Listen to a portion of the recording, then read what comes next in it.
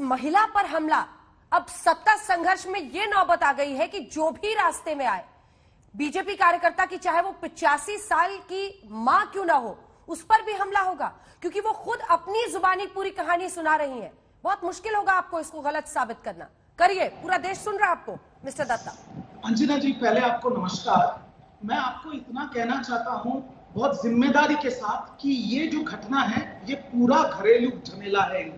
इनका जो बेटा है उसका मानसिक संतुलन थोड़ा बिगड़ा हुआ है। एक पुलिस इन्वेस्टिगेशन चल रहा है और ये सामने आ जाएगा आपके पास 48 घंटे में कि ये घरेलू मामला है, जो कि बीजेपी इतना घिनौना राजनीति पे आ गया है, इतनी नीचे चला गया कि एक 85 साल की दादी को वो लोग इसके बीच में ला रहे हैं। ये सवाल आप पूछिएगा सुधांशु जी से, लेकिन रिजू जी ये सवाल आप उनसे पूछिएगा, लेकिन अभी आपने सीधा कह दिया कि उनके एक बेटे का मानसिक संतुलन खराब है।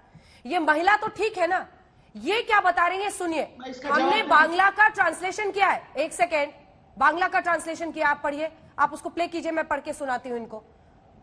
जल्दी से हम आपको सुनाएंगे और सिखाएंगे, क्योंकि वो सीधा कह रही हैं कि टीएमसी के कार्यकर्ता आए थे और मुझे पता है क्या आप लोग कह रहे हैं कि 85 साल की औरत से बीजेपी झूठ बुलवा रही है?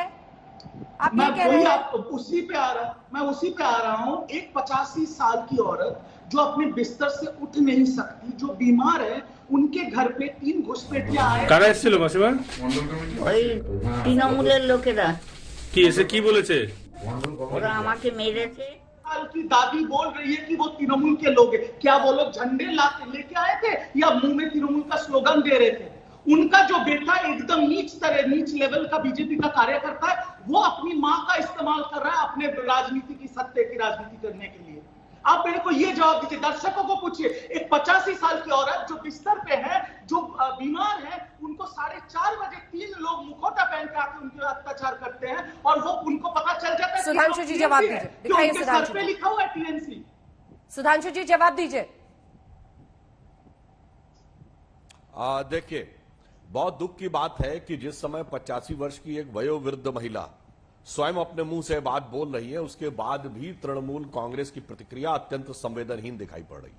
अभी रिजू दत्ता जी ने एक बात कही कि इन्वेस्टिगेशन में सामने आ जाएगा, तो मैं पूछना चाहता हूं, हमारे 150 कार्यकर्ताओं की हत्या हुई है 2013 जून में नृपेंद्र मंडल से लेके अभी इसी वर्ष, पिछले वर्ष अक्टूबर 2020 में मनीष शुक्ला तक, कितनों का इन्वेस्टिगेशन आपने करवा दिया? 7-8 वर्षों में तो लोगों को बाकायदा अदालत से निर्णय करवा के जो भी सजा मिलनी थी, जेल में या फांसी की या उम्र कैद की, हो जानी चाहिए थी। चलिए वो नहीं हुए तो कितने आपने चार्जशीट कर दिए, वो भी छोड़िए, कितने चार्जेस फ्रेम किए, कितने, चलिए वो भी नहीं किया तो कितने का इन्वेस्टिगेशन कंप्लीट किया, और तो और कितनी गिरफ्तारियां की, ये बता दीजिए। केवल इतने मात्र से यह साबित हो जाता है कि पश्चिम बंगाल सरकार की मंशा क्या है। एक तरफ कार्यकर्ताओं की निर्मम हत्याएं, उनके साथ हिंसा, और उधर लगभग नगण्य गिरफ्तारी, न कोई गिरफ्तारी, न कोई चार्जेस फ्रेम होना, न अदालत में चार्जशीट जाना, और उसके बाद इस प्रकार के आरोप अपने मन से दूसरों पर चस्पा कर देना। और दुख की बात, तो मैं एक और बात कहना चाहूंगा अंजना जी, ऐसा बहुत कुछ कांग्रेस और लेफ्ट के कार्यकर्ताओं के साथ भी हुआ, पर उनके नेता बोलने की हिम्मत ही नहीं कर पा रहे। वो भी गृह मंत्री अमित शाह जी ने अपनी प्रेस कॉन्फ्रेंस में कहा कि हमारे ही कार्यकर्ता नहीं मारे गए हैं, लेफ्ट और कांग्रेस के कार्यकर्ता भी मारे गए। शुभंकर सरकार को दिखाइए। शुभंकर सरकार, एक सेकंड, शुभंकर जी बोलेंगे, उसके बाद आप जवाब दीजिएगा रिजू जी। शुभंकर जी, क्या ये वाकई सच है? क्या आपके कार्यकर्ताओं के साथ भी मारपीट की खबरें हैं? देखिए एक चीज मैं बताना चाहता हूं, कोई हिंसा, उसको पहला कंडेम करना चाहिए। जो भी पॉलिटिकल पार्टी उसको, वो हिंसा को आगे बढ़ाने के लिए कोशिश कर रहा है, और स्ट्रांगली 85 ईयर्स ओल्ड लेडी, उसका ऊपर कोई ऐसा जो जुल्म हुआ, उसका ऊपर अत्याचार हुआ, उसको मैं कंडेम करना चाहता हूं। साथ साथ मैं बताना चाहता हूं, जो प्रशासन, वो प्रशासन को इमीडिएटली जो कल्पित है उनको अरेस्ट करना चाहिए।